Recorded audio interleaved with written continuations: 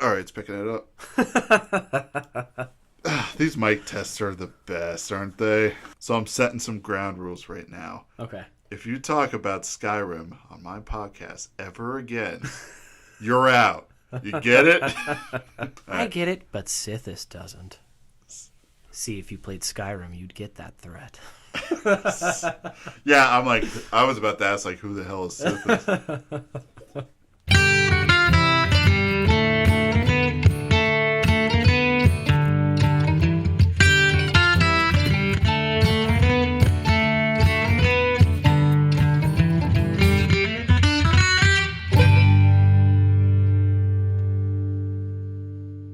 Hello, welcome to another episode of It Sure Is a Podcast. Once again, joined by Eric.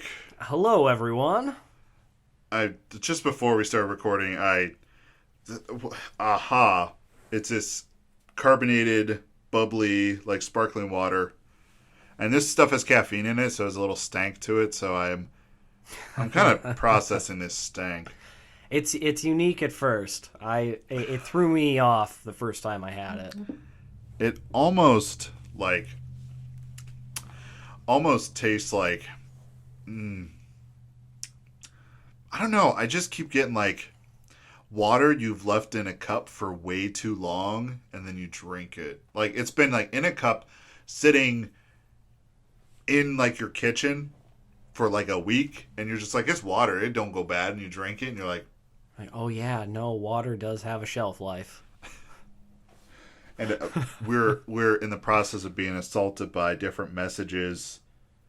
And literally the episode we recorded earlier, because we're getting two done in one day, my phone was buzzing to the point where I had to shut it off because I didn't want it to come through.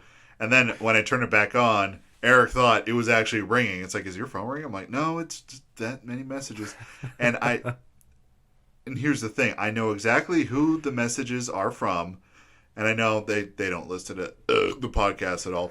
And because they don't support me in any of my endeavors. Except my other friend, he does, so I appreciate you. Hi, Marshall. Okay, moving on. And they're just talking about... I couldn't even tell you what they're talking about right now. They're just talking about nonsense. And I just had to shut it off because I'm like, you're just going to hear buzzing in the background the whole time. And then Eric's phone goes off. And then I guess we're popular. I'm good to go back to being just the angry old man, though. I've been a 50-year-old man since I was 4 years old, so... Oh, yeah. No, I understand. I'm totally on board with that. I have been plagued this week by an app. An app that will not stop harassing me, and I had to go through the stages of figuring out how to fix this because for my job, given what my job is, they have a very laughable internet security, and it's kind of network internet security, and it's kind of funny how we deal with a lot of very important information. So you think they'd be on that. So obviously something happened where now we have to sign in twice to anything we do on there. We do our first sign in, and then after that there's another sign in you have to do. So it's a two-step authentication process. And I lost my train of thought because my light blinked. Dude, ADHD, it's rough. So with that, two-step to get into everything, my phone recently started flipping out because one time I tried to sign into our email through my phone, and I've been plagued all week by this sign into your email. And I even went on there and said, no, I don't want to use this as a primary email. And it still kept sending the messages to the point where I had to completely uninstall the whole app. But it was like this phantom that was following me, and it was just haunting me of sign in. And I'm like, I'm not signing in on the phone. And then I deleted the app, and it actually fixed the problem, which I don't know why I didn't think about that first. But my old aging brain was just like, this is my life now. I'm going to be haunted by this sign into your email ghost for the rest of my life. Never stop working. You have unread email. Log in, Brandon. Log in. Log in now. That's exactly what it was. They just wanted me in, and I'm like, the thing is, I don't even read my emails for work unless it's directed to me. Like it's pointing at me and said, "Hey, this was sent directly to you." I don't usually read them. I wish I had that. Whenever I get emails, it's people generally just toss an idea out there and like, "Hey, this needs done," and they'll send it out to 12 people, and you have to read and be like, "Is this my job? Do I have to care about this?" That sometimes like we take on more responsibility than what's in the job description. And a lot of times I have a job description on hand on a file that if need be I reply with my job description. Oh, savage. It's you got to be savage in the working world. Those are rookie numbers. We got to bump those up. Oh my gosh. You want to make it in this world? And that's like any job. Like I probably would even do that for a job if I had like worked at like McDonald's or something. Like just have that like this is my job description. Do you see like what they're willing to pay people who work fast food? Aren't they jumping it up to... There's some places that pay like $11 an hour. Now I don't know necessarily if it is inflation because obviously I'm not well versed in that, or if they're just that desperate given, the current circumstances. But I'm like, back in my day. Yes, we are old enough. We can use that term now. Back in my day, it was $7.25. I worked at a movie theater for 5 years to get $1 raise. And these kids are starting with $11 at Long John Silver's. I'm a little upset. I'm not going to lie. Like, I don't want people working at fast food places to make $1 million an hour. And it is nothing against them. It is the idea of... like if you're a college student or a high school student and you need that extra income, if you're a parent maybe who needs that extra money on the weekends or on nights, like that's what those jobs are supposed to be. And they shouldn't keep it at $7.25. It's been that low for Ages. So long. It does need to rise with inflation. I will say that. But the other part is you're not supposed to want that job forever. And I think that'll take away a lot of people's drive. If like, well, if I can go make $20 an hour flipping burgers, you're gonna take away that. And not for everybody, because it is. I mean, let's be fair. It's a crappy job. I think if you're doing that job, you deserve a little something for all the morons you have to deal with. But it should. And this is just a personal belief. I believe it should inspire you to do something more. It shouldn't be your career move. And I was going to add on to that, and I didn't know what direction you were going to take with it. That's the job you start out with. It's the crap job that you just put in enough time to realize, I don't want to work here the rest of my life. Exactly. Yeah, it gives you that fundamental... Then you can, when you go out to college or you get a different job, and then you have that experience with people who are like, oh, yeah, my first job was horrible, blah, blah, blah, and it gave me that motivation because I don't want to do this forever. I think we just crossed a line where we are old. We're old. That's it. Because you know what we just did? What we just did was we complained about back in our day and how it should inspire you to go out and pursue a big boy job. I don't want to say real job because a job's a job. But also, are we saying that the youth of today is uninspired? Oh my God. We've become old. I've been having way too many of these moments lately. At 9 minutes and 20 seconds, we have become old. Oh no. I'm going to have like an internal crisis for the rest of the day now. I heard, like, I was processing what we're talking about. I'm like, we're old. Recently we were all at our mutual friend's house, and that person, God bless her soul, was the third individual that day to look at me because of quarantine and everything. We haven't seen everyone in a while, but in one day she was the third individual to look at me and say, "Oh wow, Eric, you really are going gray." And I just every time my soul died, I'm not that old. I'm not that old, but I'm starting to spiritually, I am a 50-year-old man. I like to say that I am a millennial, however you want to put it, that identifies as a boomer. Yes. That is it 100%. I'm a millennial who identifies as a boomer. Just because I'm getting to that point where it just, like the conversation we just had. And I don't necessarily think I don't think it was either of us complaining about these kids aren't, like, they're not doing it because they don't have the, no. They're not doing it even though they have the opportunity. Things are tough right now. And like things are changing in such a way that, honestly, with how work is for me, and probably same for you on how stressful it is, maybe I might go flip burgers for $20 because I know that job is so low key on stress that I think my only issue that I would struggle with would be feeling that fulfillment. I agree. After being with my wife for so long and being married, she's a very incredibly smart woman, incredibly driven. So, by extension, I felt I had to grow up and try to get a job to, match that drive.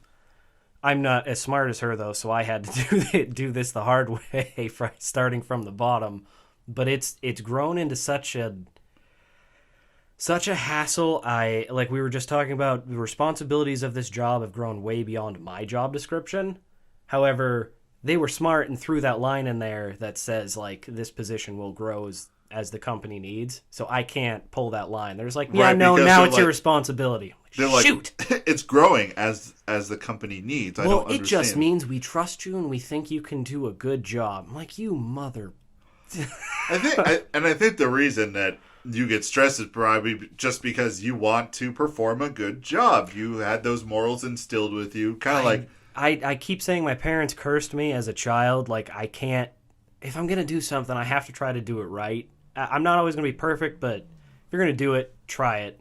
Oh, but original point, yeah, this job is now so stressful. There are days I've thought about going back to work at that grocery store chain I first worked at. I'm like, why not? Why? I'll take a pay cut. If I can go there, do it. All I got to do is let somebody yell at me and I can just smile in their face. I'm older now. I can handle that now. Yeah, I think it's the being in charge kind of mentality, because in my job, I'm in charge of everything I have to do. I'm kind of the my own boss that kind of works. The best thing, and I like editing it, is just like I listen to it and it's just I don't break it anymore. Or Rick and Morty taught me that. I just burp and I keep talking like it's just part of the sentence.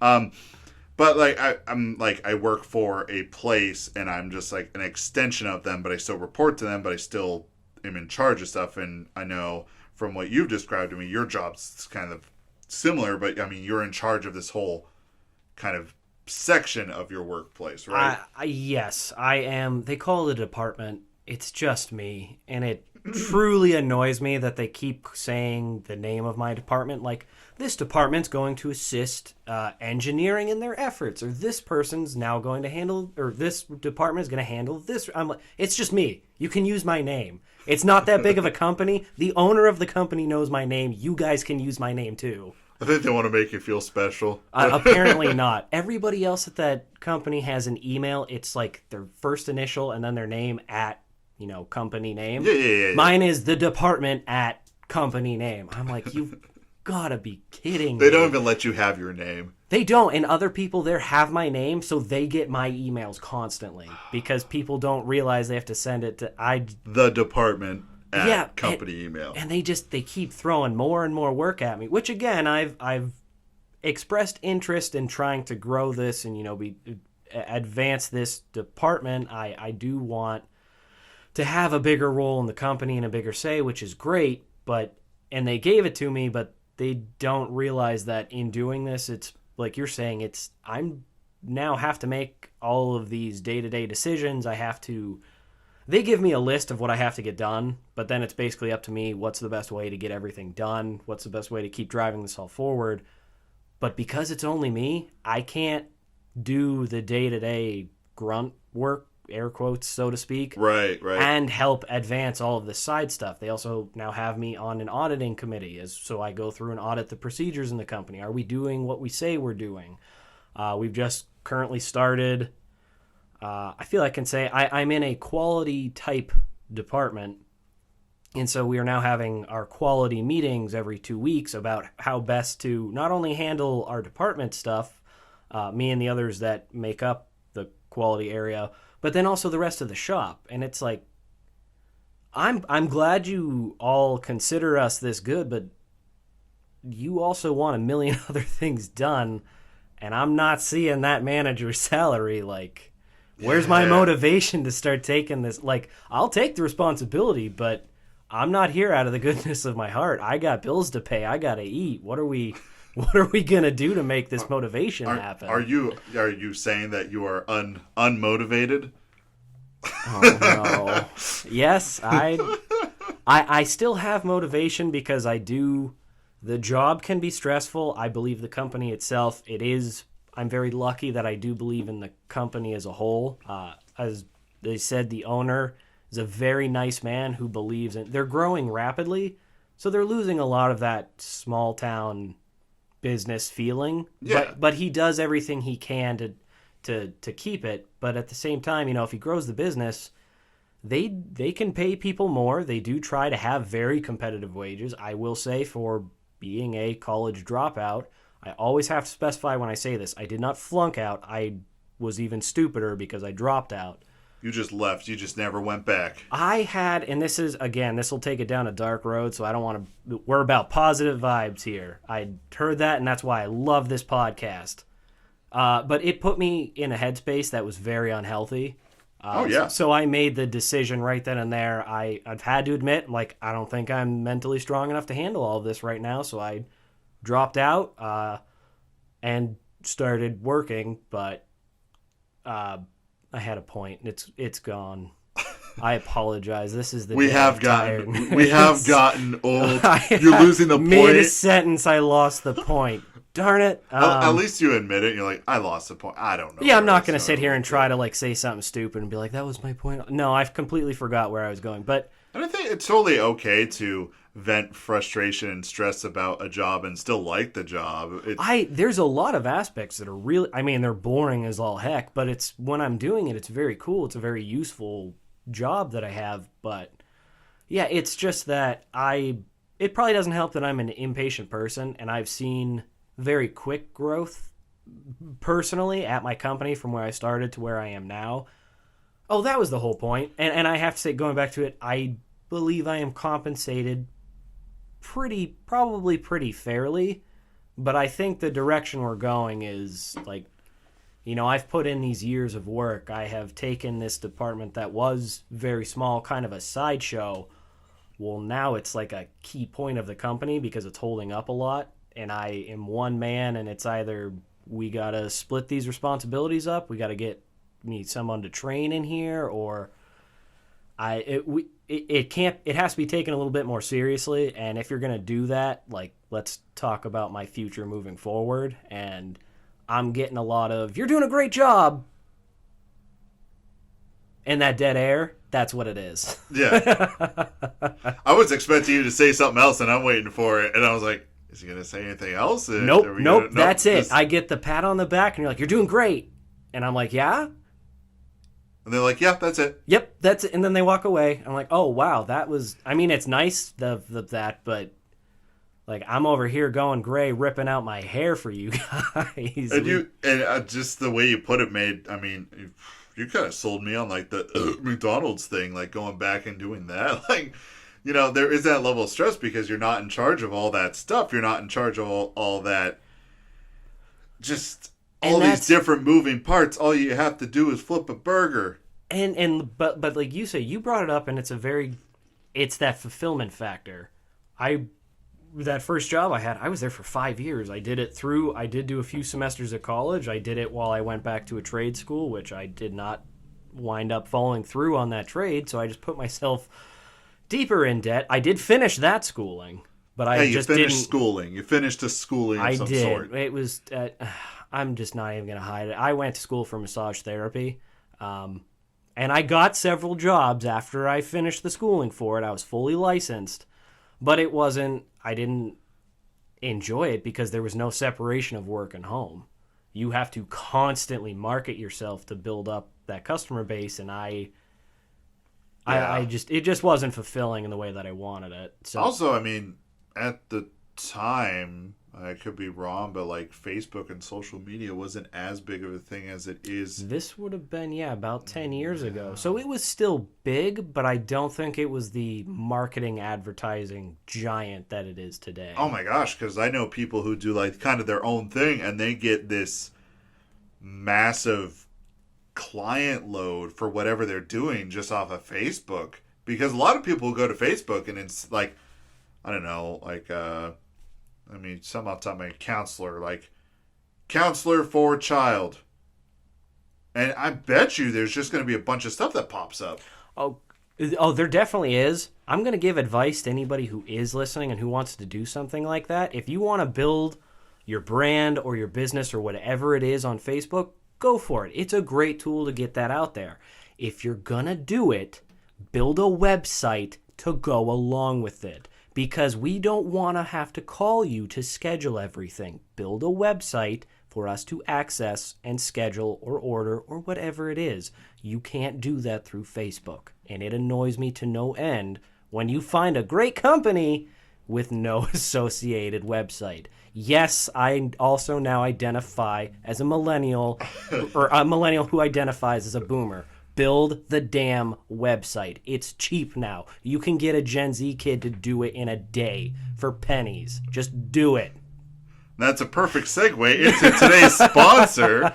Who I'm kidding, there is no sponsor. But that was like the setup. I was like, man, I wish I had a sponsor right now. Sponsored by GoDaddy. Yeah, GoDaddy. I know Squarespace is the one that's been thrown around a lot Squarespace too. is the big newcomer that's out there. I've heard that on all the podcasts It's like, I hey, listen to. yeah, it's like, hey, here you don't have a website, you better get one. And the thing is, like, websites are perfect for like your own business, but like if you don't have a business or anything like that, what would you do with a website? Something that you could already do. You would go back to the. Go ahead. I was just going to say it's like something you could already do. I don't know if you're one of those narcissists who like want like 1 million followers on Instagram or something like that. I can understand be a that. social influencer Yeah. on a website instead of a social media app. Oh my gosh, that's great. We That's a boomer social influencer right there. Bring back blogging. call it you just call it Boomer Town. Hi, welcome to Boomer Town. Oh my god, though, there's somebody probably has that website with that exact Probably does. I mean, I can't completely knock it though because there's a market for it. I know my sister blogs a lot, but there's nothing. I do have to. I don't know if she does it off of like Instagram or something like that, or if she has her own website. But also, my sister, and you know that she actually has a job that requires her to be involved in social media just to bring in new clients. So it's like, understand that that's an extension. I think it's more of just someone sitting at home and they're like, I'm going to open up a website and I'm going to blog about all the injustices in the world. And that's what, when we're talking about, there's nothing wrong with blogging. Like if you're a writer and it's a great way to get your stuff out there. We're in our late 30s doing a podcast. Like, where do you think we're at? Early 30s. Early 30s. Did I say? I did say late 30s. Okay. Late 20s, early 30s. Yeah. There we go. My heart, I can't take any more old, pierces to the heart today. Oh, man, we've gone down the old discussion today. We have. And which the sad thing is we're not old. We feel old. We probably old. Well, I won't speak for you. I know I act old quite often, but I act old. I go to bed like I told you. It's Friday night. Work's done. I went to bed at 9:30. I popped some melatonin and I fell asleep. We're in bed at 8:30. I just it hurts. I'm like, the sun's still up. Why are we in bed? You get used to the routine. You just find yourself there. It's like you said, the sun's still up, and all of a sudden you're like, wait a minute, I'm in bed. How did I get here? Yeah, I'm like, but I wanted to play a video game. I hear it calling from downstairs, but it's like, no. It's like, play me, please. You're abandoning me. And speaking of that, to get off all the stresses of life, what have you been playing recently? Thank you for doing that. I keep bringing down the mood here. Fun stuff. I have been playing, obviously, as I've talked about the last few episodes, Mass Effect Andromeda has been the big one I've been playing, but I've harped on all those enough. I'm going to bring up, I played very briefly, because it was a free download on the PlayStation Store, Hollow Knight. I had heard good things about it, saw it was free, so I downloaded it. Not from this podcast, you haven't. You don't like that? Finish your statement. Finish what you're going to say. I was going to say I enjoyed it because it somewhat reminded me of Castle Crashers, just the art style. A little bit better in the side-scrolling fighting, which I did like. I haven't played it a whole lot, but I thought it would be a good one to try to get into. Now I'm curious, though, because I truly don't know a whole lot about that game. My only complaint, I love everything about it. I support everything about it. I've even purchased it for my computer and my Switch. So I have grounds to be like, I've tried it, I played it. It is a fantastic game. But it is a Metroidvania, and I cannot play those. My brain does not like... 2 and 2 do not go together for Metroidvanias. So it's when you're like unlocking the map, you get a different ability that you can go back to an area where you can get to. Yep, okay. And if you like those games or like games like that, right up your alley. It's just those games I do not click well with. See, and I obviously way different, but like the Dark Souls series is kind of like that. You just have to explore until you're like, okay, I've exhausted all my options, and then you just have to go somewhere else. And then, like you said, you might get an item or an ability and come back. I do actually like games like that. I can get pretty frustrated with them because I can't focus to save my life, so I'll forget something really small. Right. But I really enjoy those types of games. Then you'll love it. You'll love it. It's one of the best that's come out in quite a while because there's this... out of all the games that are out right now, that game for being an indie game, and it's super cheap. Like, it's $15 all the time. That's never a sale. Oh, that is nice. Team Cherry, that's who the people who made it. They're just like, we want to make a game, we want it to be affordable to everybody, and they're just $15. That's and all. I haven't gotten super deep into it, but from what I've played so far, it's great. The gameplay is real smooth. The combat's fun. It's fun to play. It's the Metroidvania elements I can't get past, and I'll get in the mood to play it, and I'll go back and play it, but I don't remember where I'm at. Because it's a Metroidvania, and a lot of times it's all based off of remembering where you were on the map. And if you don't remember that, you have no idea what you're doing. I'm gonna pierce myself in the heart real quick with another age-old. I learned at a very young age, because I can't remember anything, I write it down. I'm that nerdy that when I'm playing these games like that, I'm like, I'm not gonna remember this, so I have a little notebook that I write down, like, go to this area after you find maybe a new item or something. And that's how I get through those games. And, I mean, that dedication definitely will get you through that game. And that game is very good. I've talked about on the podcast a few times where Metroidvanias and me don't get along in the way that, like, I will support a game completely, but I won't play it because of the Metroidvania. But the other aspect that kind of got me was honestly just the visuals of it and like the world they were trying to build. Kind of that, I've always loved that darker kind of gothic look, and I think that's the same reason Dark Souls was such a good one, because there's not a whole lot to go on. Maybe they give you more in the story later, but it's just they give you just the barest hint of knowledge about kind of the realm and what's going on and stuff, and then you just play through, get to instead of you reading about the world, you just get to experience it and see, like, okay, this really has fallen, and then figure out why on your own. This game is totally for you 100%. That's yes, like everything excited. You're like, this is what I like about a game. I'm like, Hollow Knight has that, and it does it. It does it fantastic. It just, like I said, my brain and how Metroidvanias just... I did get through most of it before I stopped playing, because I was stuck on a boss, and probably for the few Hollow Knight fans out there, if you're able to save Cloth or do something with Cloth, and if you don't know who Cloth is, she's the bug that has the giant tooth hammer. Spoilers. Oh, that's fine. I'm like closing my eyes trying to remember this, and I'm just like, oh yeah, I kind of spoiled it. There's a boss fight, and I got stuck there. And the boss fight, it's challenging, but I can't beat it. But what really killed it for me was the closest save point is so far away, which is I will tell you, one of the common complaints about it is like there's no save points right outside the area, so it's very punishing. Yeah, it depending on how they handle that. I like games. I have the ability to like games that do that, where it's very.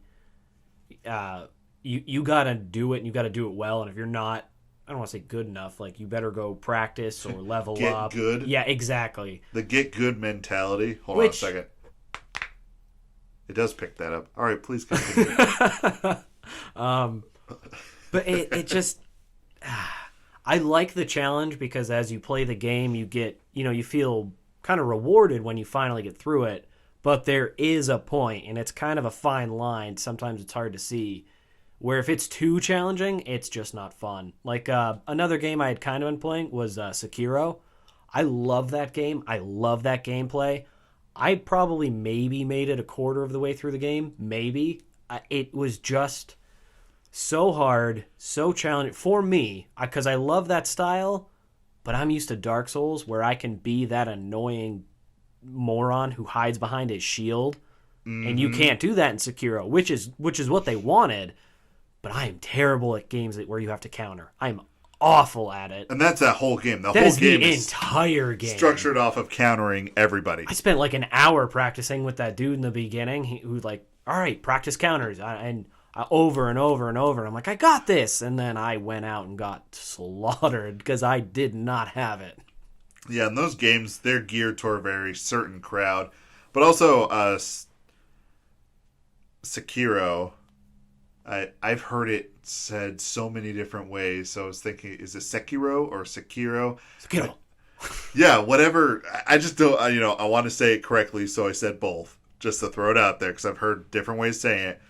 That one was even like a departure from the Dark Souls formula that everyone was like, oh, it's going to be like Bloodborne, because that's what everyone also compares to Dark Souls, and then they play it, and they're like, oh, this one's all about that parry, the block, and the counter.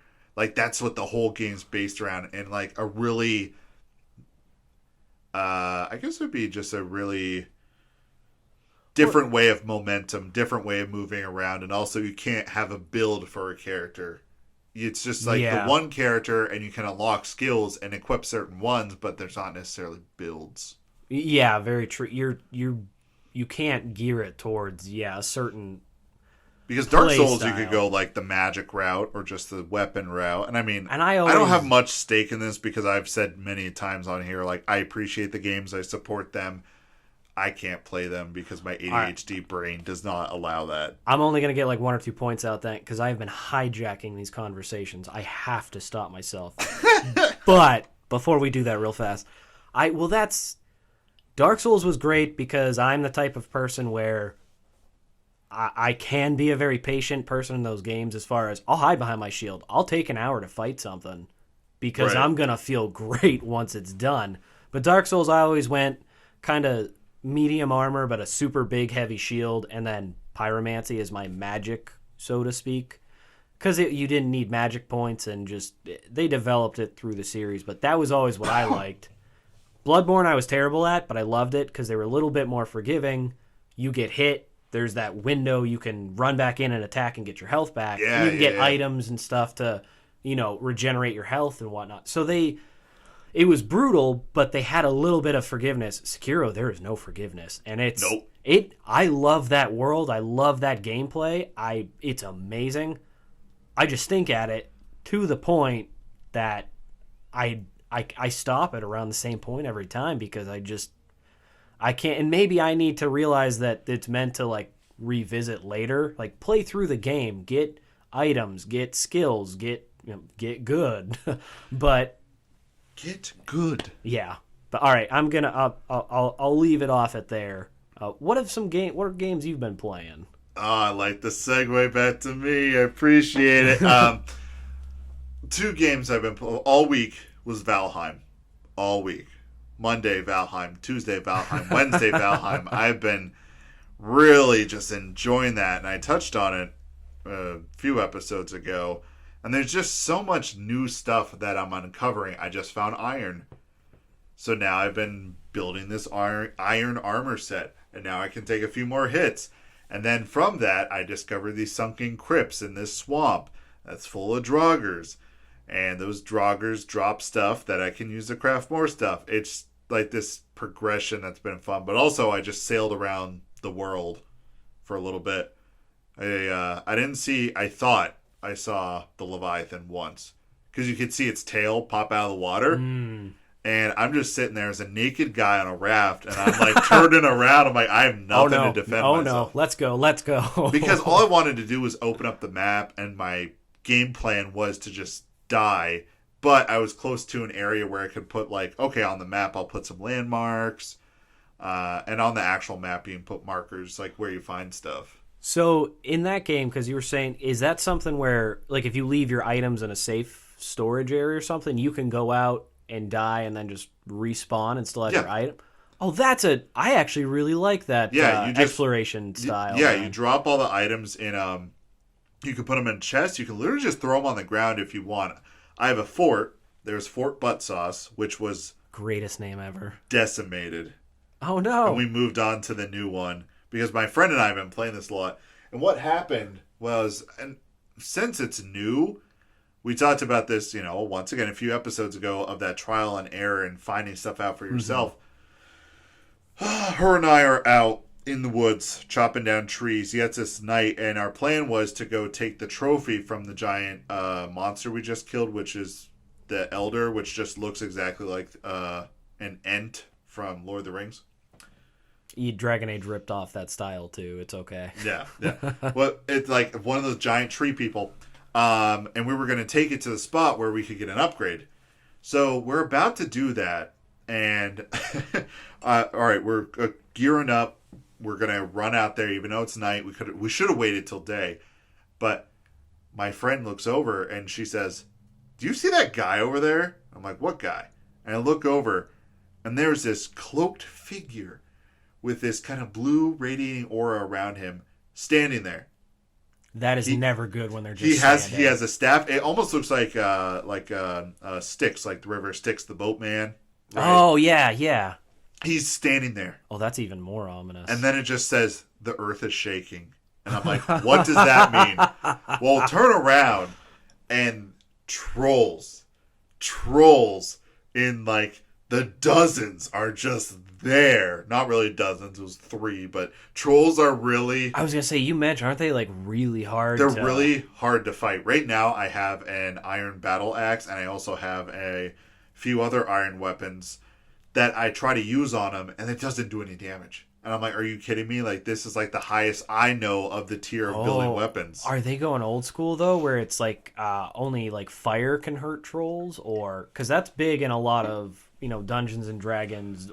That magic realm type deal. Right, like, the fire and like the daylight would turn them into stone. Yeah. No, not exactly. Because you can't find them during the day. But they're tough. So 3 of them. So my friend and I start panicking. We're like, oh no. And this is what happened, which blew my mind, which we turned the camera to look at the trolls. And we start firing off some arrows, and I'm trying to get distance. And I turn back around. That boat guy, fairy hood, gone. He's gone. Like, all I did was turn the camera so I could look at the trolls. I shot an arrow. I looked back. He's gone.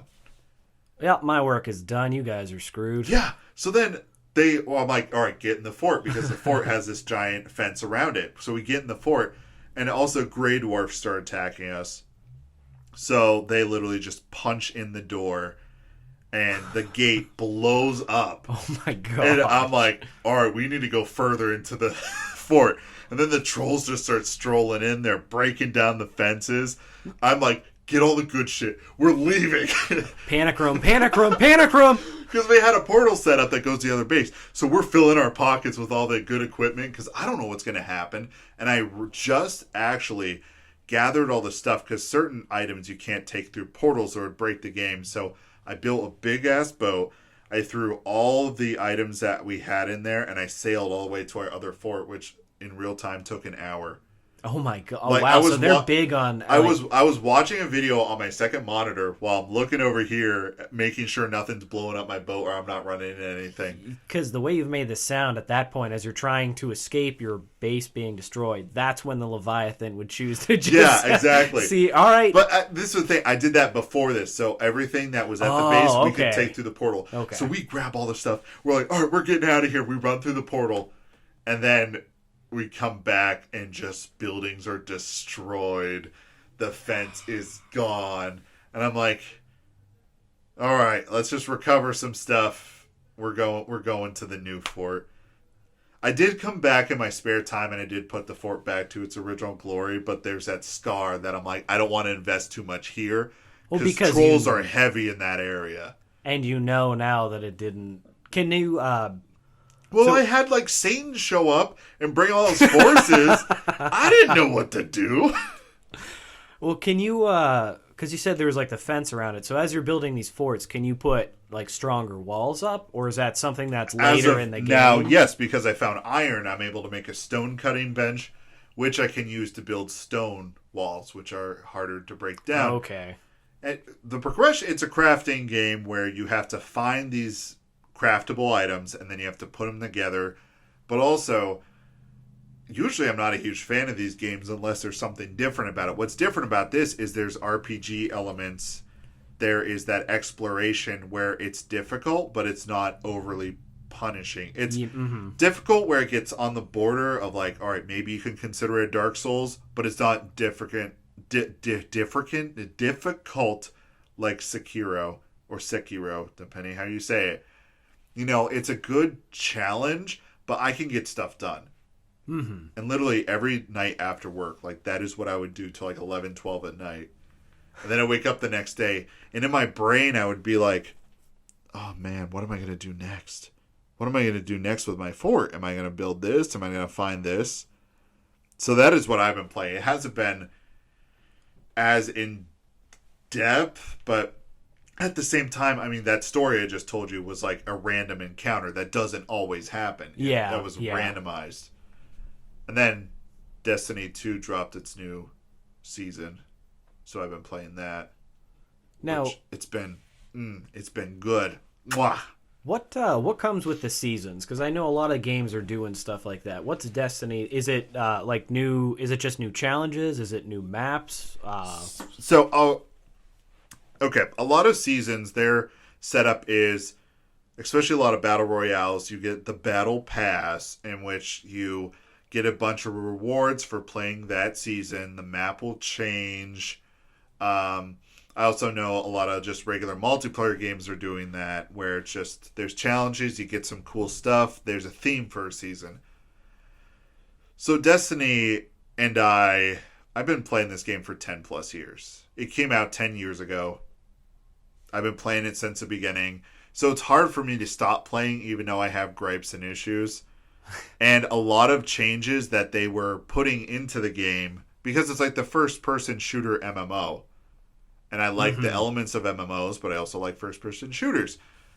And a lot of stuff they were adding and a lot of stuff they were taking away, you know, kind of ruined the core experience. But I'm trying to summarize everything that's happened with them. They were owned by Activision. You know, Activision owned the rights, but Activision actually decided to let them go, so Bungie has full rights. So then the game translated itself into a free-to-play model. So it's technically, you could just hop on your PS4, download Destiny 2 for free. So you're locked out of certain elements of content. But what they do is, it's like you purchase the pass. It's only $10 altogether. You get a bunch of rewards, which is craftable stuff, like for doing challenges and leveling up the pass level. But over the course of the season, they drip feed you a story. They drip feed you events that happen in game, which is endearing for me and exciting for me because I'm always thinking, oh, what's going to happen next in the story? What's happening this week in the story? That's a good idea too, because it's they can continue the story almost indefinitely at that point too. Well, that's what they're doing because when they were under Activision, the plan they had was that they're going to release every few years a new numbered installment, which would be focused on getting money and then exploiting people for that content, having people purchase and buy into it. And since they left, they're just like, okay, so there's not going to be a Destiny 3. There's Destiny 2, and we're just going to be adding on to it until we move on to our next project, whatever that may be. So right now, the last season was really good. I missed it, but luckily, and this I thought was great, was I didn't have to buy an additional pass to play the last season stuff. Like, that stuff's in there. Oh, so once you buy for the new content, yeah, all the you can previous go. Yeah, you can go back and play that, and that's what I've been doing right now. And the story was actually really good because I dropped off because, all right, I'll wait for the next expansion because the season stuff hasn't been that great. Last season, phenomenal, and they have this way of just telling a story that just engrosses me, but also just the looter shooter grind. Yeah, which, yeah. This morning when I woke up like super early at 6, like. In the last episode, I talked about that whole dilemma. Like, I just played Destiny until I had to come here. Like, it was so nice. And it was just, I was back in the grind. There's so much content to do. But I could understand if you play that, like, as a career, as some people do, like, you're going to get bored real fast. But they also got rid of weapon sunsetting, which a lot of this stuff, you're like, I don't know what you're talking about. But I have the talking stick now. So it's my turn. So weapon sunsetting, what they were doing was every season you would get new weapons. Awesome, I can upgrade them. But they would only reach a certain power level, and then you couldn't upgrade them anymore. So then there was no incentive to, I'm going to put all my time into this weapon because it's going to get sunset. Well, they actually removed that from the game. Once they put it in, then they removed it. So now I'm getting these weapons. I'm like, oh my gosh, I can actually upgrade this all the way up to the end of the content where I hit the end game. So when you say you get new weapons every season, do you have just like a set weapon layout that you have and you use that throughout the entire season, or? Oh, the weapons, it's ow, I just hit my toe off the table. I heard that sounded painful. Oh, the weapon layout is kind of like you have 3 slots. So the first 2 slots is primary, secondary. There's weapon archetypes, but also those weapons all have their own perks and they have their own abilities. They will roll with different perks and different abilities. So if you want a perfect roll for something that fits your playstyle, then you have to grind for that weapon. Once you do that, you can upgrade it. And then from there, you can have it meet the level of like, oh man, I've had this gun since the, beginning of 3 seasons ago, and I keep upgrading it. Mm-hmm. So the primary and secondary, and that involves grenade launchers, laser guns, auto rifles, scout rifles, SMGs, whatever you want to call it. And then the last one is the special weapon, which can be a sword, a machine gun, grenade launcher, another laser gun, but the laser guns are awful for that. But you have all these options in the sandbox, and they've really, I think they got it through their heads that what we want in this MMO, action MMO, we want to be able to craft our stuff, we want to be able to scale up our levels and have our weapons come with us wherever we go, and we also want to be able to customize everything. Like, that's the thing we really want. And I think finally Bungie's getting the idea that, oh, this is what they want. That's kind of a nice thing, too, then, for how they're doing the seasons, because they can take those changes, and instead of having to wait 5-6 years for a new game, they can just make it right there, and they can change the game completely. I mean, yeah, because a lot of it is like overhaul it, but right, it's like the live service model, so they can get feedback and change it within the span of like a handful of months. I'm not trying to make it sound like, oh, they can just change it, no problem.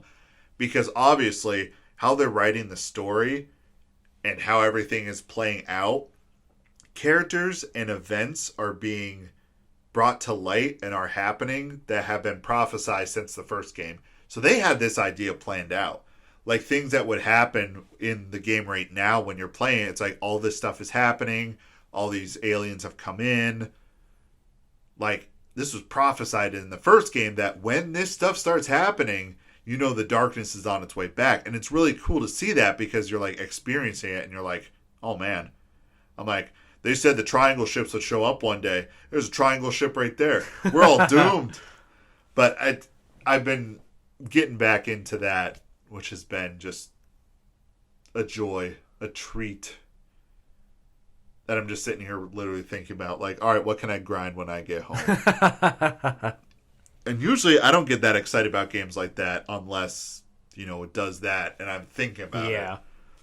So I'm going to juggle Destiny 2 and Valheim, I feel, for a bit. You just need a second tower. You can play them both. Oh, my gosh. I feel like that would be a bit much. And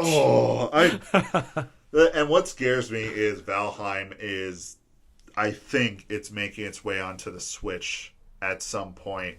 Could you have they said anything about maybe porting that file over? That I don't know, but honestly, a lot of games do that now. And it's more commonplace than you would think. So, maybe. But if that happens, you're going to lose me. You'll never see me again. My sleep schedule will be destroyed because I'll be playing Valheim just sitting on the toilet or sitting on the couch or in bed. Hello, everyone. Welcome back to Is It Sure Is a Podcast. Eric here. I still have not been able to locate Brandon. It's been 6 months. I assure you, we are still looking. That is exactly what's going to happen. I will disappear, and you'll just inherit this. You're like, I guess I do this until he comes back. I'm like, I'm just trying to keep it alive for you guys. And I just come back. I'm disheveled, like giant beard, Robin Williams Jumanji looking. Yeah, I have gained the knowledge. Yes, it's like you've returned, and I like still have it in my hand. I'm playing it, and you're like, oh no, he's still playing it. All right, this is now just going to be a play-by-play of what he's doing. Yeah. I honestly hope it doesn't happen just because I know that's what's going to happen to me.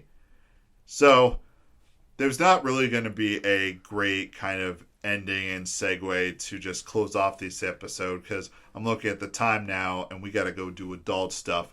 So. Son of a gun, yeah. Adults being the worst. Obviously, too old. Millennials who think they're boomers talked about adult stuff at the beginning. Whatever. Okay, take care, everybody. I love you guys. See you in the next episode.